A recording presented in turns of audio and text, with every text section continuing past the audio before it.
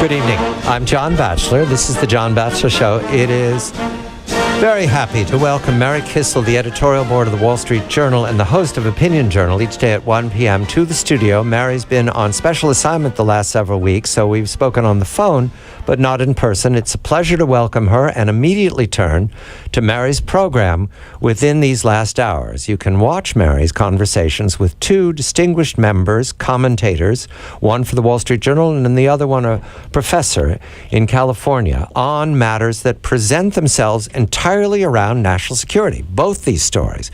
It will strike you immediately at this convergence. Mary, good evening to you. Hi, John. The first conversation you held with John Yoo, who I believe is a professor of law at Berkeley. He is, and also formerly of the George W. Bush administration. Right, and Mr. Yoo was part of the team that early in the first administration and in continuing to the second were much charged with legal questions about warfighting in Iraq and Afghanistan. In the new age of warfighting. And the authorization of the use of military force, 2001 and 2002, I think, are the ones that are at issue. I want to get these right, but correct me, Mary, if I get that wrong, in train.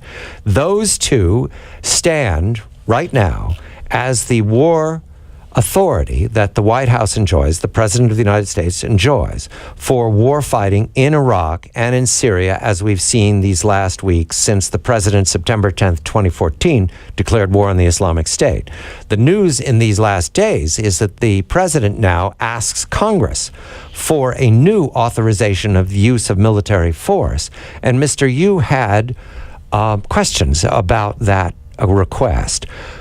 Mr. Yoo doubts that the president needs to do this. Why? Because he says, as the executive, the commander-in-chief, he has the ability to carry out these missions, and also that the previous authorizations cover this as well. So in John's opinion, this is a political move, a kind of CYA exercise, if you'll pardon my French, where the president wants Congress effectively to endorse his very weak-kneed approach to fighting ISIS. He wants to, in effect, tie his own hands, which is a very odd thing for a president to do. And the point that John made is that this authorization, by being 3 years long, that's odd on the one hand, because why would you want to limit the war on terror when you don't know when it's going to end?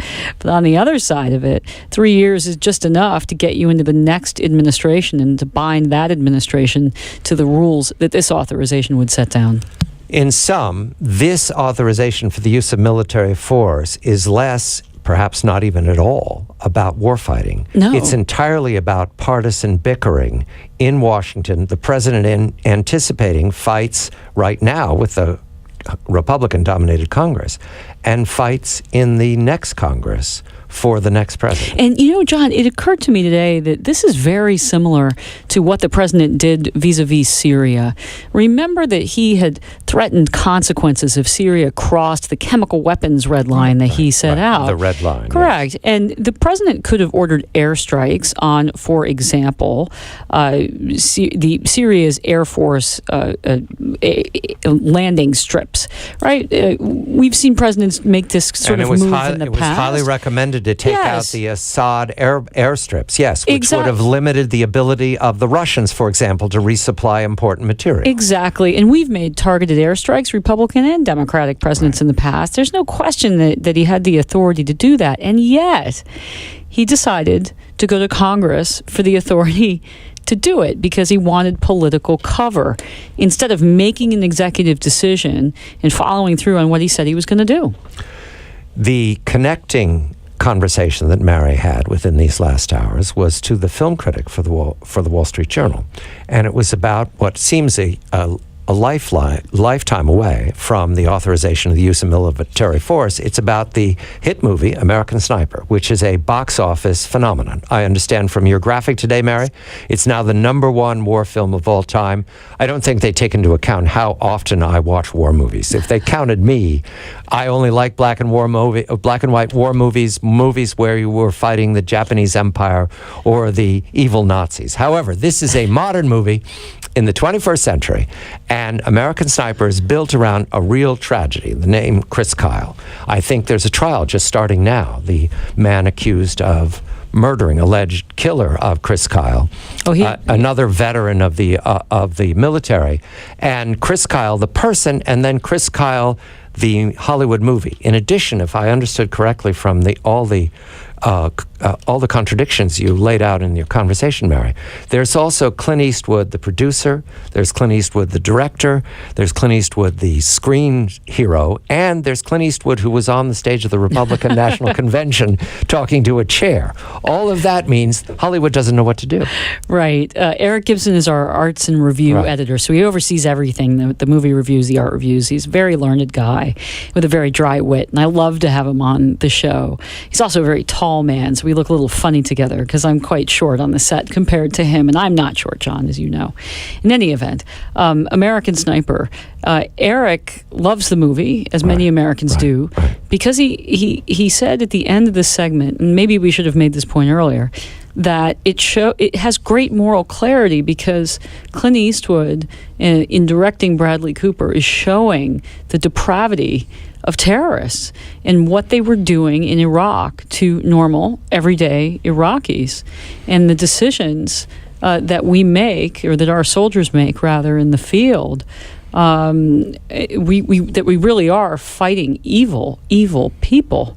And you're right, it puts the Academy in kind of a difficult position because they don't like to acknowledge that there are evil people out there, and they don't like to acknowledge that we were in Iraq for a reason. I've been puzzled by the response from major Hollywood figures why they need to speak up. At first, I thought when Michael Moore put out strange remarks about American Sniper, which after all, Mr. Moore, it's a movie, okay? It's a movie. Relax a little bit. It's not the autobiography. It's not historical research. It's a movie.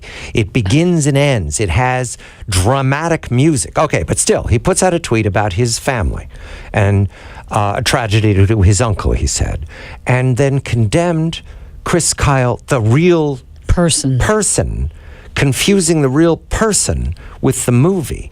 All right, fine. I puzzled about that. But then apparently, Mary, it's been building this resistance to American Sniper as the representative of the war fighters, or is it partisan? John, these guys don't represent the majority of the American people. There was a Fox News poll out just in these last hours that asked, does President Obama have a strategy to fight ISIS? The number was something like 70% say no.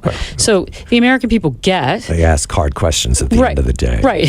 But the average person understands that, no, we don't have a strategy to fight. And when you also prioritize, the problems facing the country, terrorism is pretty high up on the list. So a lot of Americans are very concerned, and I think it's part of why this movie is so popular, because it very clearly shows why this is a problem, what we should be doing about it, and it's frankly embarrassing, I think, to the administration that what they are saying and doing runs so counter to the good common sense of the average person.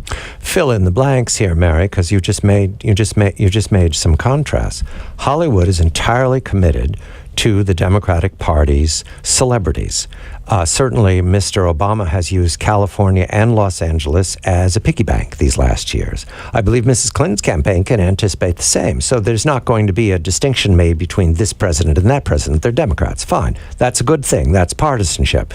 At the same time, Clint Eastwood was on the stage making strange remarks that I recall at the time were a source of great humor to the Democratic left, to the commentators. And it was a funny performance. In great despair to a lot of Republicans, John, let's be fair. It was an odd performance. But now Clint Eastwood, I think he's well into his 80s, and he's at a senior figure in Hollywood.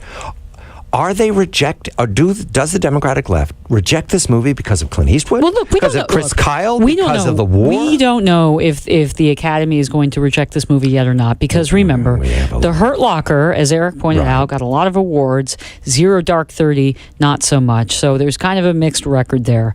I think what Eric was doing was just flagging this movie and saying, this is the kind of movie that they agonize over. And it's a weather vane. It'll give you the sense of the direction of Hollywood, how they're thinking, what they're thinking. While the president is asking for the authorization of the use of military force in the same battlefield that Chris Kyle's the movie Chris Kyle, is representing. On the same battlefield that he himself could have secured by leaving troops there, but didn't. Mary Kissel, the editorial board of the Wall Street Journal and the host of Opinion Journal, and you can view Mary's conversations with Mr. Yu, and your editor's name is? Eric Gibson. Eric Gibson, about American Sniper. You can just go to see the movie and then wait for the Academy Awards later on this winter. I'm John Batchelor. This is The John Batchelor Show.